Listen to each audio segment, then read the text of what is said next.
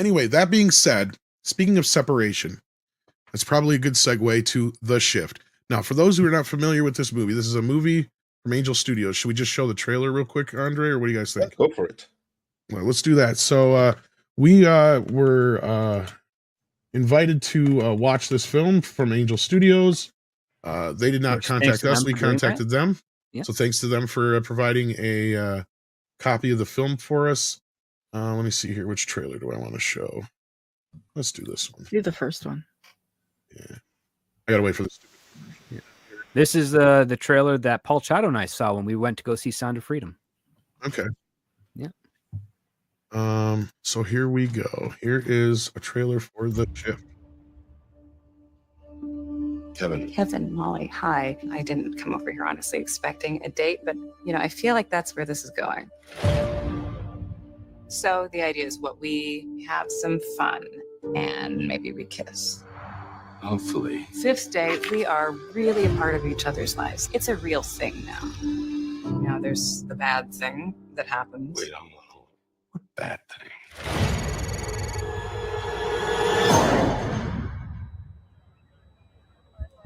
Hey, you're okay.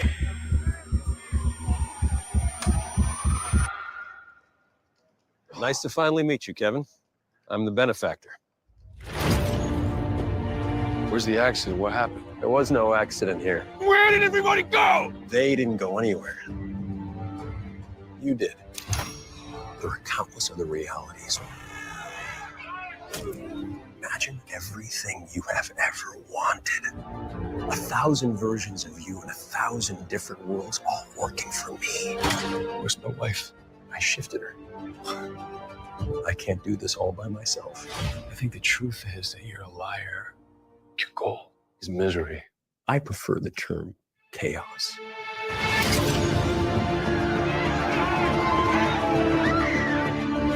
I've seen a bunch of people like us out there looking for a little hope. You're still trying to find that wife of yours. You're clinging to scraps of rumors. I'll find my mom. I don't think the benefactor's gonna shift you back to your wife because you asked nice. I won't ask nicely. I will find a way.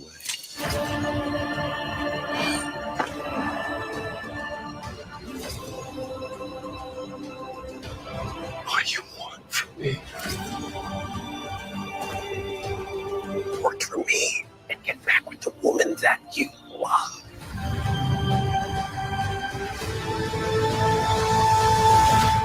What if the bad thing tears us apart? Does that sound like something either one of us wants to endure?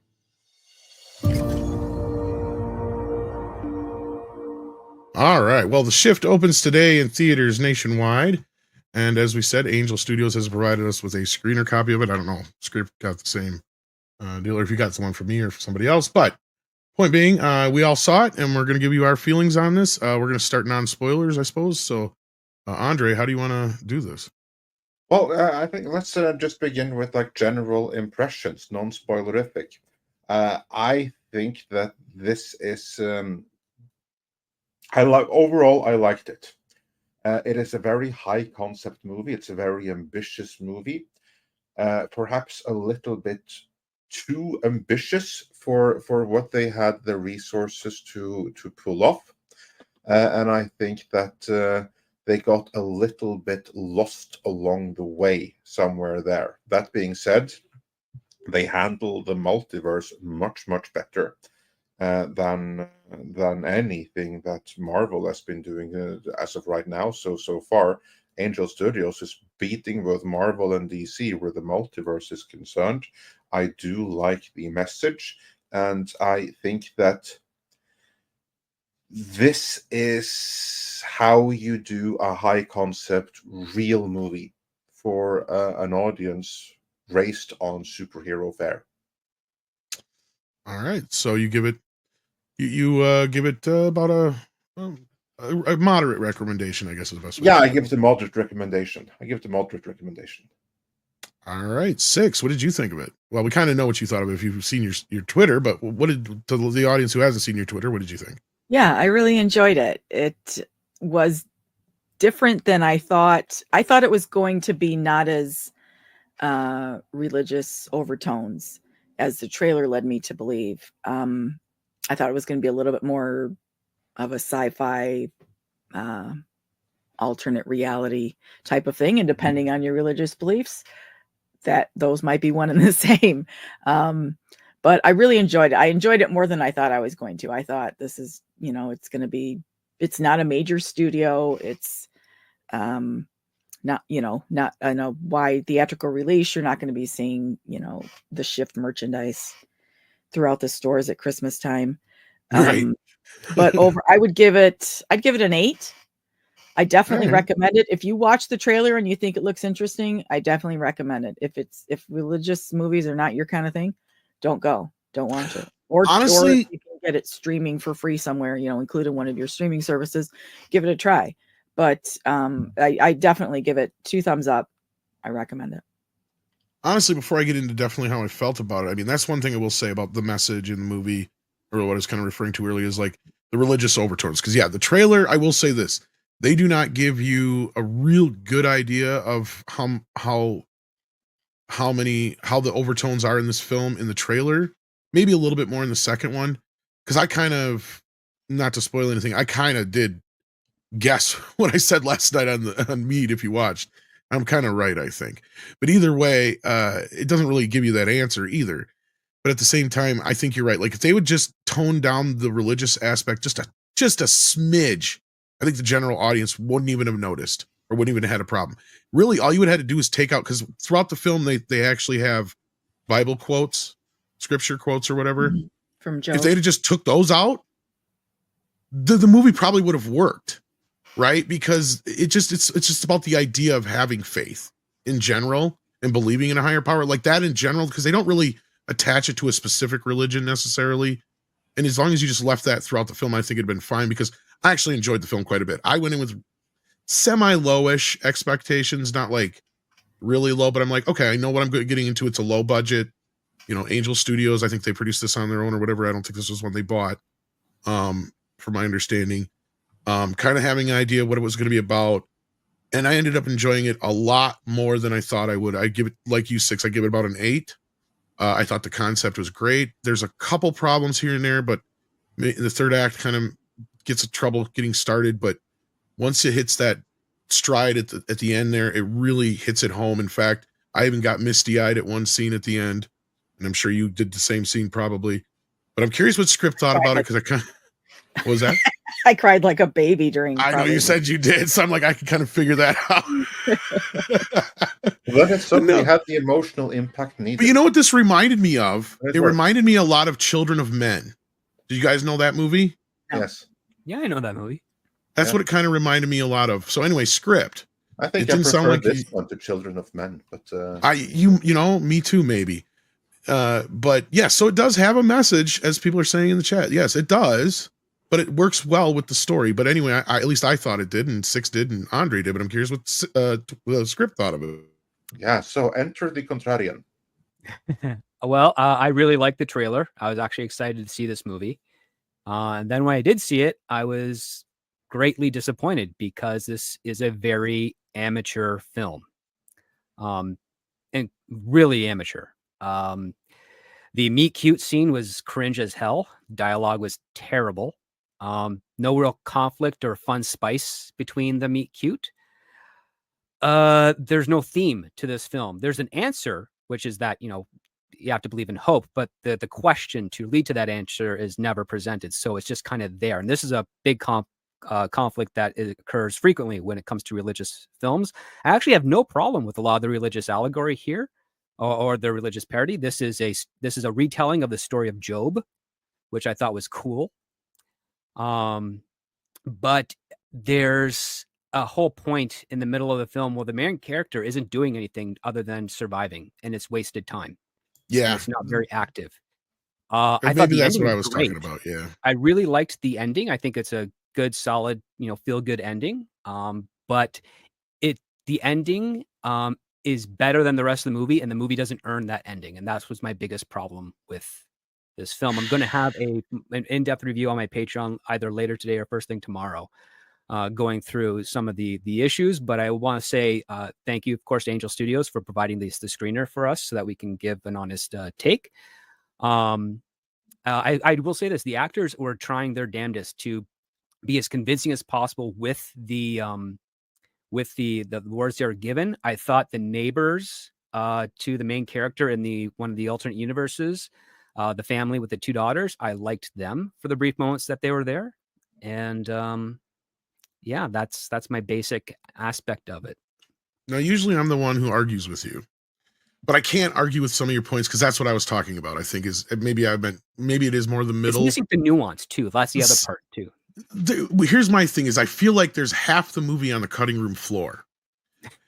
If that makes sense, it feels like they tried their damnedest to keep this under 2 hours, and it's like, I hate saying this because we normally go against this. I wanted to see, like, there's stuff we needed to see get more of, but also the ending only works because of certain aspects without getting into spoilers. Well, I'd say this. So I don't know if you are right though. There's this meandering moment in that mid-act area though that where you're there's just an like, hour that's almost useless. I don't know about an hour, but yeah. The reason I say I don't think there's another movie on the cutting room floor. I think they didn't have enough movie, and that's why they have that part. Because well, what I was going to say is I think it would have worked better as a streaming series. But go ahead and finish your thought. I'm sorry. That's okay. What I would say is that they do. So the first half of the movie has a lot of voiceover narration, and then they forget about that for a bit until the very end again. So that's basically that's a conflict in narrative structure, which this movie is not well structured. It tries to be. It has a lot of and then this happens moments. There's a lot of waiting, which again, these are movies. They're supposed to be active. They're supposed to be seeking something. I really was loving the premise in the trailer where he's like, I'm just trying to find my wife, to get me to my wife. I want to see my wife. And you don't get that semblance as much through the majority of the second act of the film. And I think that's where it really falls apart for me, because I wanted to see him constantly trying to find every single means possible. And listen, when we do get to spoilers, I've got a nice laundry list of things that are like to raise. But aside from that, I think that this movie is actually based off of a short film that the writer-director did back in 2017. Yes. And I don't think he had enough with the premise to make it a feature length. It also falls into a caveat that a lot of first-time filmmakers go into, which is basically they want to tell a story about a person fighting the devil in some sort of head mind game thing. I have seen countless variations of this type, and they're all bad. And it's not the premise itself is fine. It's just that as a first-time filmmaker, you do not have the wherewithal or the technical know-how to execute some type of game of that caliber correctly. You just don't. If you gave Guillermo del Toro this type of premise, he would knock it out of the park. 100%. Same with Peter Jackson. Same with Bob Zemeckis, Steven Spielberg. They know how to do those types of things. This guy here, for all of his, I think he's got a lot of potential, but I don't think he has the skill or experience to have nailed this the way that he wanted to. And when you hear the way the actors talk about this film in the press, they were told of the movie he was trying to make, but they were not a part of that movie, in my opinion. Yeah, I agree with your points there, because that also goes back to my own real objection here, and it's exactly what you're saying. It's that I felt that they just bit over a little bit more than they had the resources and maybe the experience to chew.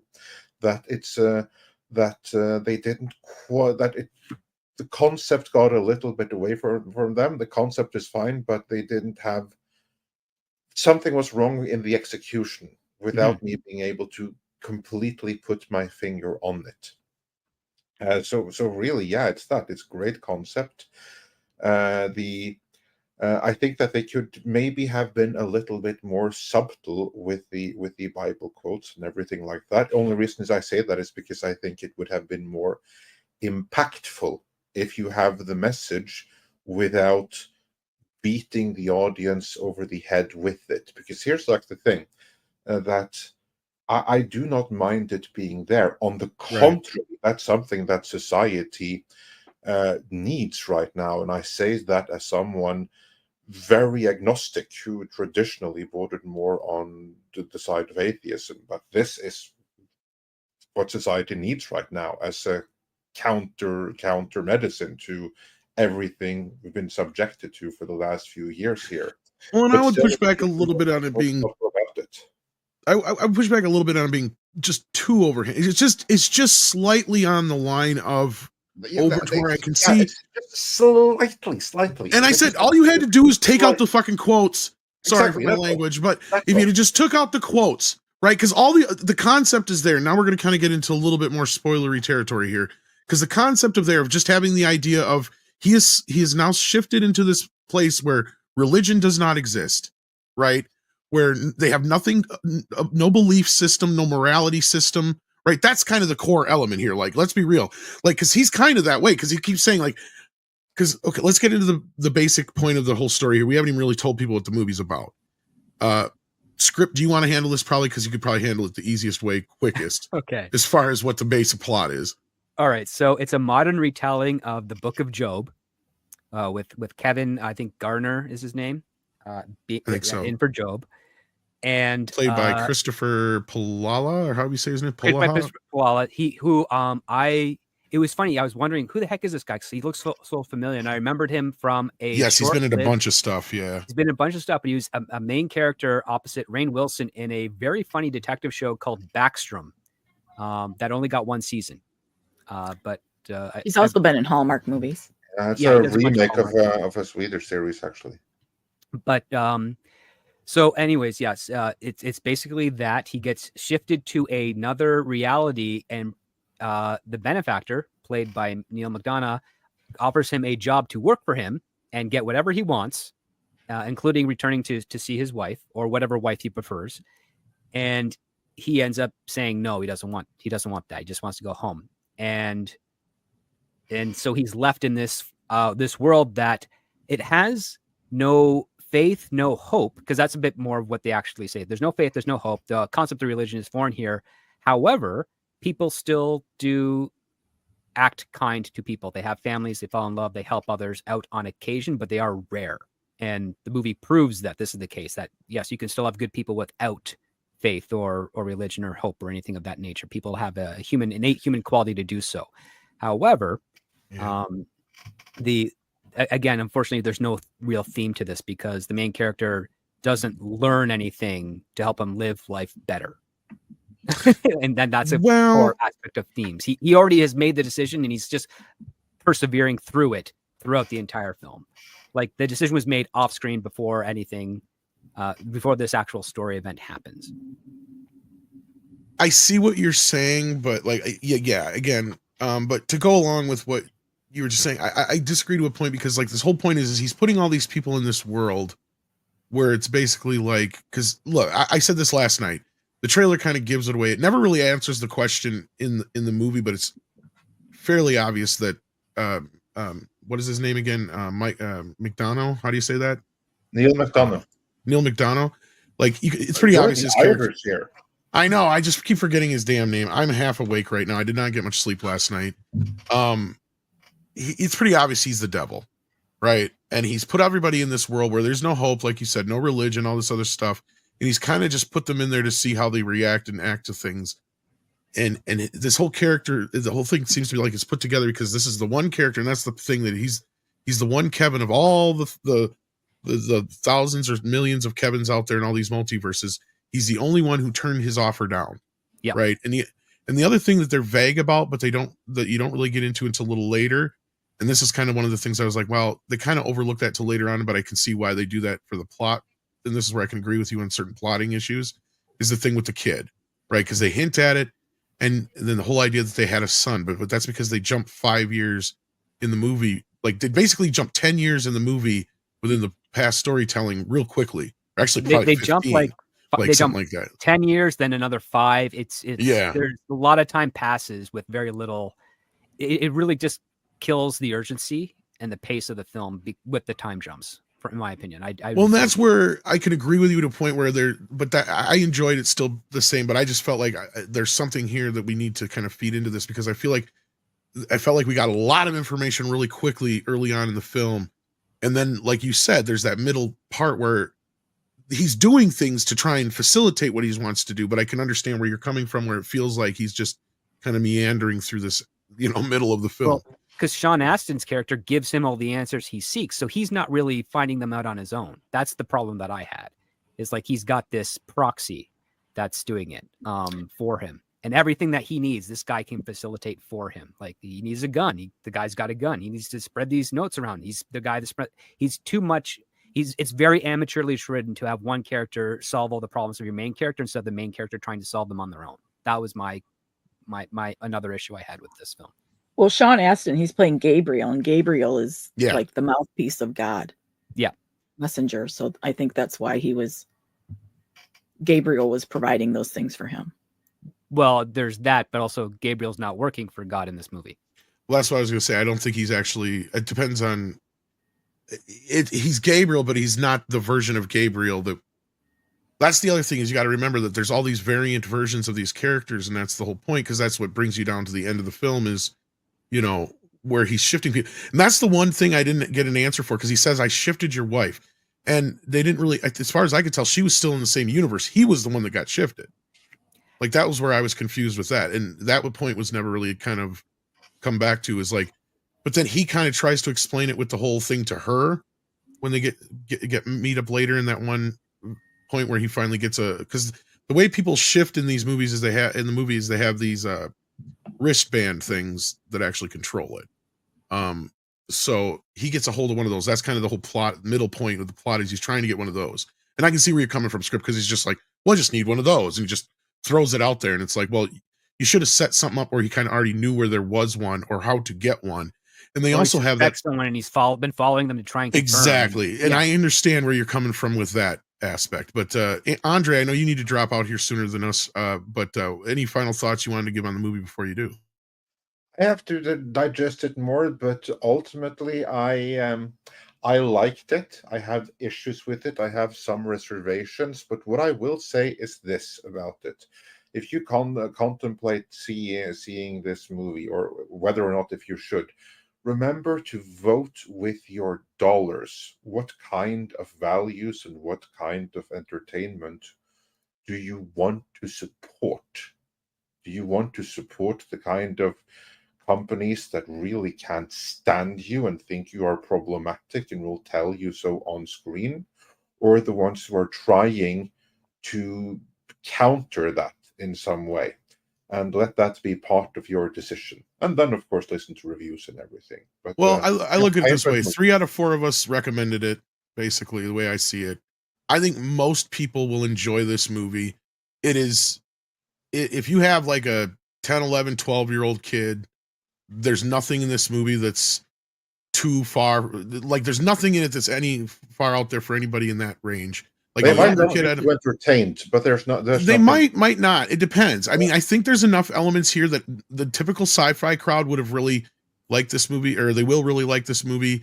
And again, I think the only problem most people are going to have with it, script doctor aside, because you're just built that way to pick this shit apart. Yeah, well, he has high standards. He needs to have exactly, and that's fine. And I'm not going to argue that point. I said I can't argue a lot of his points, but as a general audience viewer going into this movie with just subtle expectations. What it managed to pull out of me emotionally, I enjoyed the 2 hours I spent with it. I had a lot of fun. It actually made me tear up a little bit and well up a little bit. I'm not going to fucking lie. My eyelids did sweat. and it does. You're right. Even though it meanders a bit in the middle, it sticks the fucking landing. May or may not have deserved it, but I think most people will walk out of this movie feeling like they got their money's worth, which is something you can't say about most movies nowadays. Oh yeah, I mean the ending is I have no problems with the ending at all. I think the ending is great. It's just the rest of the movie leading up to it doesn't. Like here's one thing I think a lot of people after they see the movie will probably say is you wanted to see a little bit more of the husband and wife before that first shift happened. Yeah, because that is sped through super fast to the point where we don't even feel his absence so much when she's not around, or her absence so much when she's not around. That one, because I wanted to feel like what he was feeling. And I agree with you there, because that's where I said maybe this would have worked a little bit better as a streaming series or something like that, because this would have been like episode 2 or 3 where you go to the jump back and you get a whole episode of what the hell happened and why he's feeling the way he is, or what happened to this situation, like to kind of give us a backstory on them. Because I agree with you. That first act just really jumps through all this stuff plus all the information dump at the same time. But anyway, Andre has to go. So So yeah, well, just carry on the discussion. There's more super chats to go through, but yeah, thanks for having me, and take care, everyone.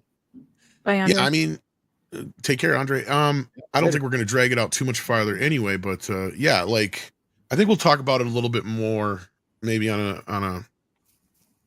a dedicated stream when people have had a chance to see it more, and I might want to watch it again too, just to kind of, you know, As far as taking kids take to it this, all in. I Yeah. don't, like Tom said, there's nothing necessarily that's inappropriate for them.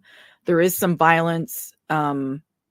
It's There's very subtle violence. Yeah, there's blood and there's well, killing, the guns, but yeah. there's shooting. Well, I mean, there's super soakers painted to look like guns, and But they and still then work there's- as guns still. The and, point yeah, being. and then there's a couple of digital After Effects, like bullet shots going through, but you don't see really any blood coming out of the people. They fall, and then there's blood on their hand or blood on the shoulder.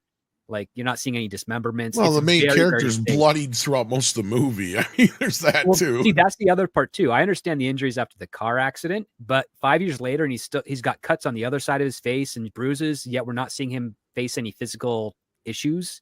That's some of the like- stuff I think that wound up on the cutting room floor. Like who's So. beating the crap out of him or something of this nature. And then the labor Yeah. job he has, it's like That's when they literally don't pounding explain rocks. shit good enough. Exactly. No, like they don't. they So don't to give finish us a what I good was idea. saying, Sorry, finish Six. what I was saying, I don't know that kids are necessarily going to be interested in it. It has a very sad dystopian overtone, kind of depressing. It does have a good message, but I'm not sure how well it's going to hold the attention of like, what'd you say, Tom, 11, 12 year old? Yeah, I think you're going to have to go at least to that age before they get any interest in it. That was my point, right? Yeah, like gauge their interest based on the trailers. Yeah. Like if there's I would somebody who's think really into sci-fi stuff, they'll enjoy it probably. But if they're not, then yeah. it might be hard for them because it's still lacking a bit. Because there's this one scene with John Billingsley when he's yelling out the numbers to the guy and they're closing on him. I'm like, this should have been 10, 15 minutes after the start of the second act, not way towards the end of the second act, because then you're now on the actual journey. And now he's actually looking, but then they just kind of speed through it and wrap it all up nicely. The stuff with Tina at the end I thought was cool. But there's just a lot of, it doesn't succeed in the world building in the way that I think a more experienced storyteller could have done, because the premise is there. High concept as hell. I was not satisfied with the ending because he does not end up with his wife. He ends up with a different version. But that's part of the story of Job. That's what they were going for. And that was not. That was probably really my only big problem with the movie was that. Well, it's a bittersweet thing, right, for you, right? Like I was gonna say, I understand that because like that's the whole thing is when he goes, yeah, you know, because that's the whole thing I was screaming out as look. For me, this was my main issue through most of the movie, outside of the religious overtones and the middle act meandering. As a parent, I'm going, why are you not asking for your son back? Why don't you do that? He finally does, because you're right. There's script finally in that third act near the end there where he starts bringing it up, and you know, Neil's character tells him, he's like, I can't do that, right? So at that point, you kind of realize, okay, he didn't have anything to do with that. His son was abducted and murdered, right? That's basically what fucking happened, and he can't change that now. Well, right? Did we know that he was murdered? That's the implication here. Yeah, that's the implication is that. Yeah, sorry. Go ahead, script. Well, it's implied in the montage with the police and the backpack and the pendant that he gives his wife. And him saying, I can't shift him, basically, is what he's saying. Yeah. Because he doesn't exist anymore is the point. Yeah. Although there should be a universe where he still does. That is the point. But his son, like that's the other aspect, right? That's not his son anymore. Yeah. He already has a dad in that universe. And that's where you could have fixed the whole multiverse WandaVision thing. But anyway. Yeah, Yellow Flash. I think you might enjoy this, especially as a parent. I think you will. I think you're going to enjoy this a lot more than Scripted. I think you'll kind of feel a lot. I would curious to hear what you think about it. But no, Six, like that's the thing is he has to accept that fact that there's no matter what universe he's going to go to, he's never going to be able to get that back. And he already went to the universe where his wife was, and he already was told, you know, he already had to resolve that issue there. So this is his second chance kind of a thing. And I get where you're coming from, Six. But that I felt was a very uplifting and proper ending. And I get where script's coming from. It didn't necessarily earn it per se, but that's just because I feel like this, if the movie had done a little bit better with what the time it had, you're right, and had a little bit more time to work with as maybe a streaming series, that those problems might have been able to be worked out.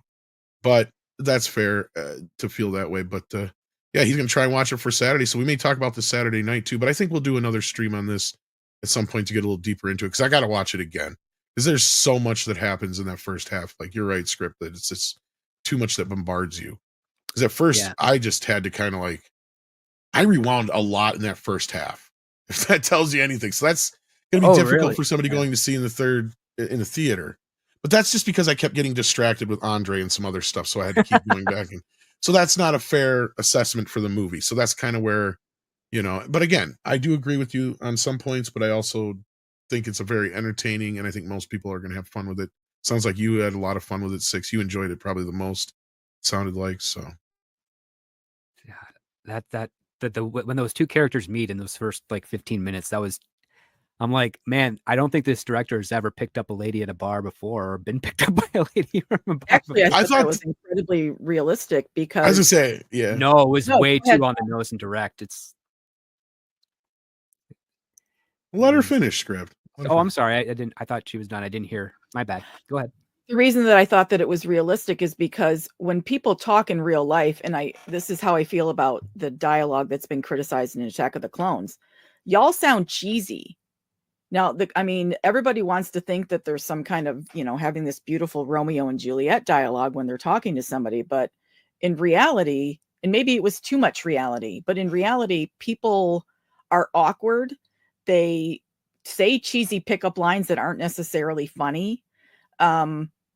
So if anything, I thought it was just too realistic and too awkward. So I do understand and agree with what Script was saying. And also in my mind, because I'm familiar with this actor from Hallmark movies, that's probably another reason why I was not satisfied with the non-perfect ending. Because that's what I see. When I think of this actor, I think, oh, he's going to get wrapped up in a bow. And the only thing that did get wrapped up, and I don't know, we are doing a spoiler warning, but the reason that I cried in this movie is because this man, he's been looking for his cat for 5 years. Oh yeah, John Billingsley. Yeah. And at the end, he gets his cat back. And that just, of course, as much as I love animals, cats, and I've had, tons of pets. So that really, I loved the cast in here. Look, I'll say this much. The cast is great, actually. The cast is amazing. The cast that they pulled in for this is great. Now, the lead actor, I don't know him all that well, but like you said, I right away I'm going like, I know this guy. I've seen him. And then, like I said, I looked at his filmography. I'm like, okay, so I've clearly seen him many, many times. That's why. But he kind of reminded me of God, I'm trying to remember the actor, but he reminded me of a younger version of another actor. But anyway, so he kind of helped me get kind of into him, because otherwise I'm not so familiar with him as you are, Six, with the Hallmark side of things. But like, Sean Astin's really great, and he's in it a lot more than I thought he was going to be. John Billingsley, as usual, steals the show as always. He always does. I love him as an actor. And of course, he's the one who got his cat back, Six. Well, I'm worried. The thing is, the least character in this movie is probably the wife. But anyway, go ahead. Yeah. Sorry, Script. Well, I would say this. When we're introduced to him and he's looking for his cat, and the guy says, well, what does it look like? He's like, it just looks like a cat. I'm like, okay, so does he love this cat or not? Because wouldn't a cat owner be like, it's this breed, it's this old, it has give me some specifics to make me believe that you actually care about the fact that your cat has been missing for 4 years. And then when he gets it back and he's like so happy, I'm like, this is very divorced from the introduction of that premise that he was missing his cat. I'm glad that he got it back. I'm glad he's happy, but wouldn't it make more sense if he's like, yeah, it's a tabby or something, or a Persian or whatever? Like, just give me something to make me feel like, yes, he is actually really hurt that he's missing his cat that's been gone for years. Maybe, but I guess I didn't. To go back, it's not the lack of realism for the dialogue and the awkwardness, Six, that I had the biggest problem with. It's the fact that they were both falling for it so easily. Like, this was there's no I'm not really interested or anything of that. It was all fake. It was all pseudo. It was transparent. It's like the movie was telling them these two are getting together and we're making sure they're getting together. You and we're get not more of gonna that the play around second with time, though. I mean, in the third act, when they come back, that was better. That one was way better written than in the first act. The first act was very contrived. But I see here's the thing, though. I see where 6 is coming from. That first one is supposed to be that way. Like, I know what you're saying, Script. Yeah, now listen to me. Let me hear me out, though.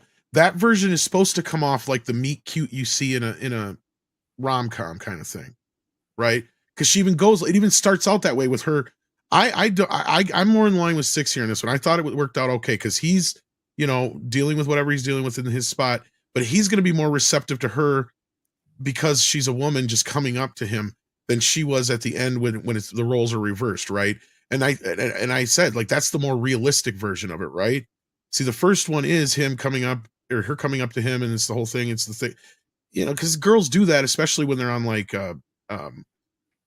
doing like bachelor party dares and shit like that. Yeah, girls. So I thought that, yeah, I can see that happening. And from 6's perspective, as a woman, I'll give her that on a point that she's probably right, because we probably do come off very cringe to her when we're doing that kind of shit, even though it's her hitting on him at first, technically, even though she's not, because she's hitting but not hitting on him. That's the whole point of it. So it's like her resisting him, but then she starts to fall for his charm, right? Because she starts to see that he's a guy who's sensitive and he's this, and they do that little bits with just, I thought they did a decent enough job with it. I thought it was a decent meet cute scene like you see in almost every rom-com or a romantic type movie, and I think it was meant to be that way. I could be wrong, and you could be right, Script, but I think 6, the fact that 6 liked that part or likes it, she thinks it's fine. I think it works for who it's supposed to work for and the level it's supposed to work for, and that's why it comes off the way it does at the end when the roles are reversed, when they do the other bit,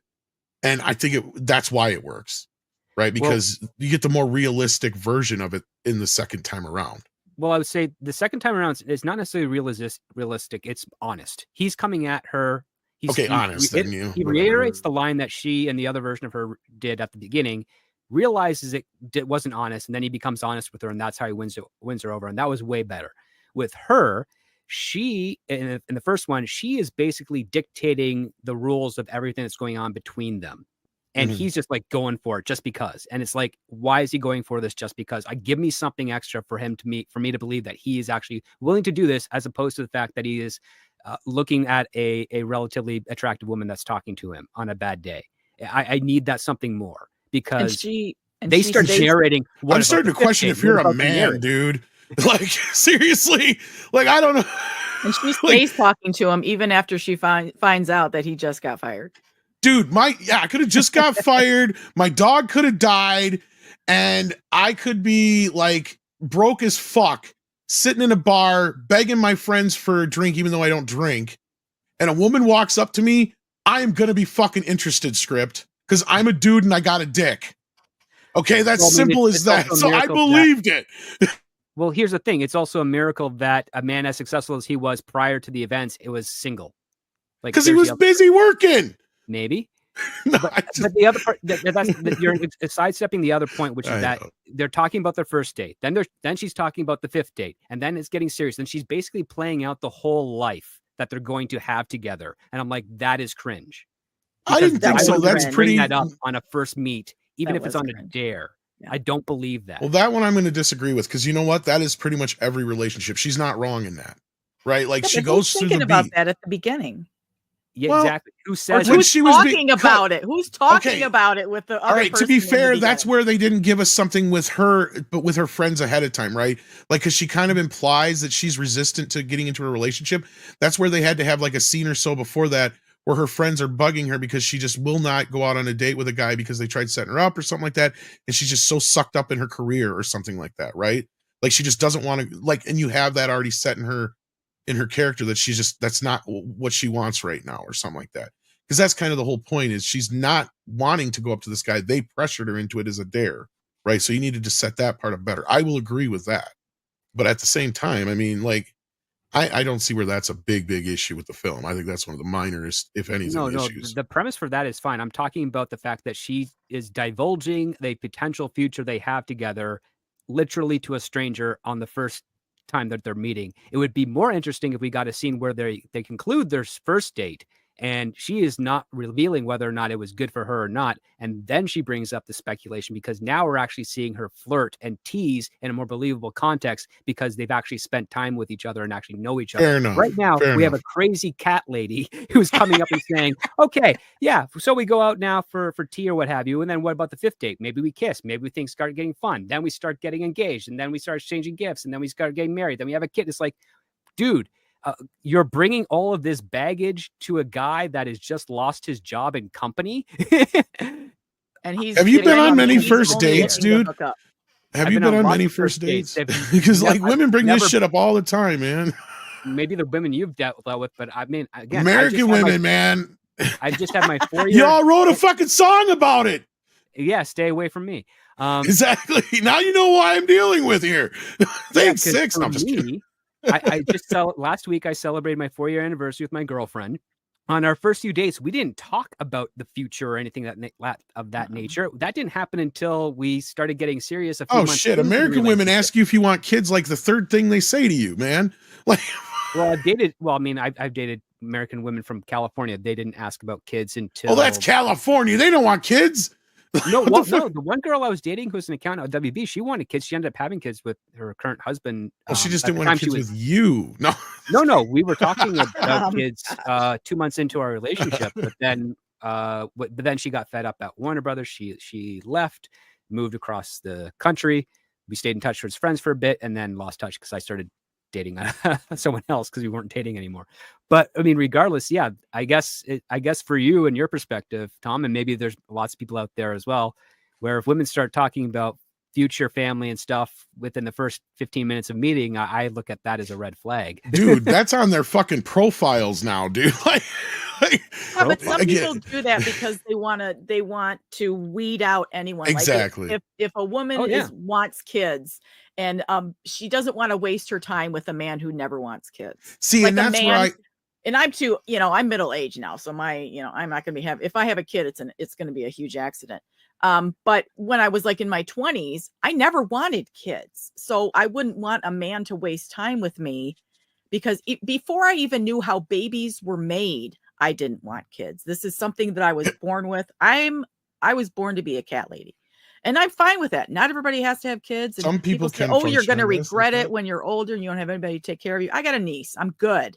It's never was an innate part of my life.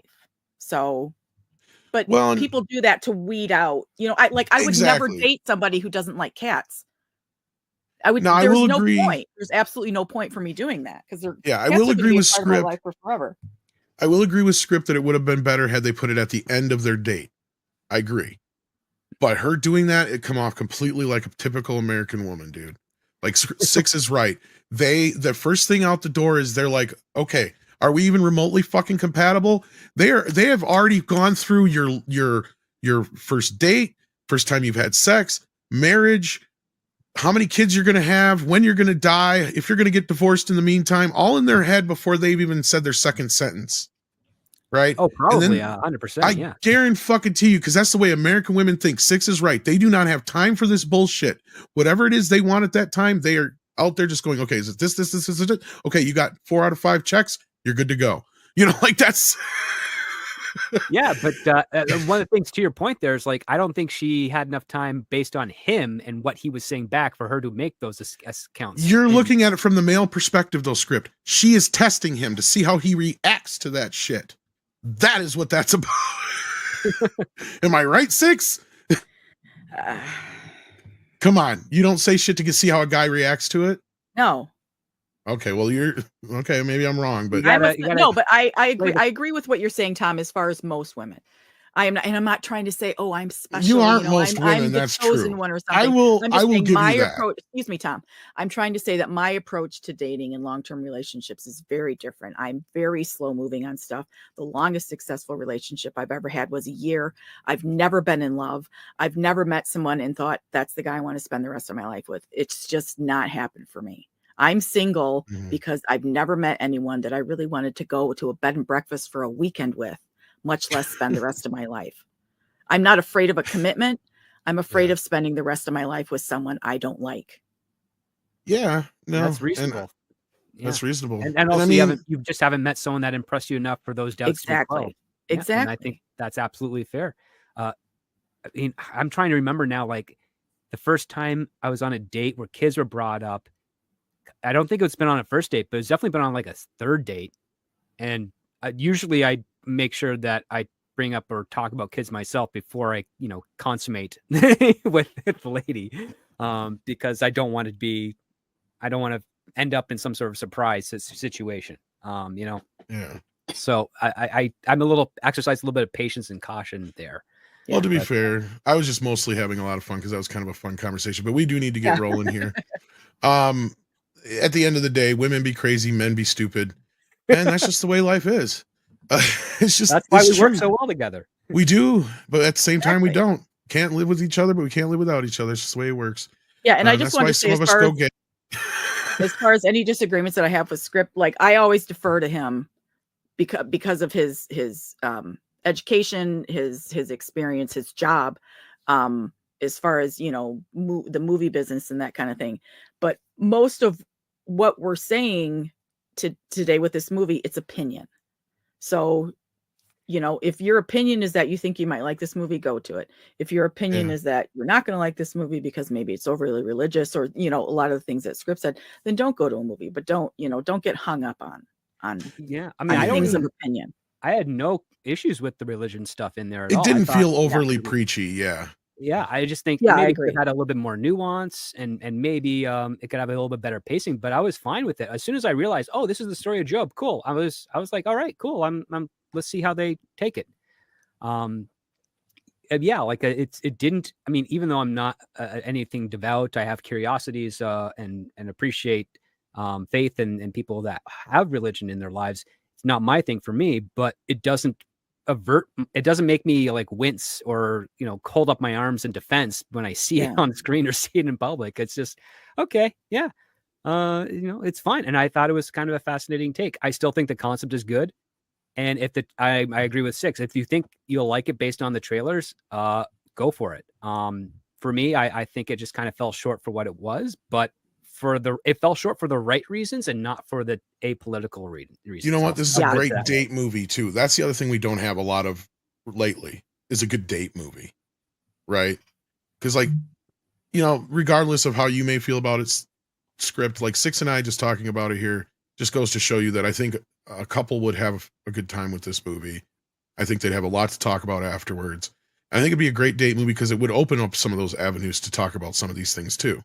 Right? I agree. I think it would be. Yeah, and you may not think it's a great movie overall, but I think it opens up a lot of great conversations. And that's, if anything, if there's a message here to it, sure, there's a religious message, but it's not shoved in your face like the woke message is.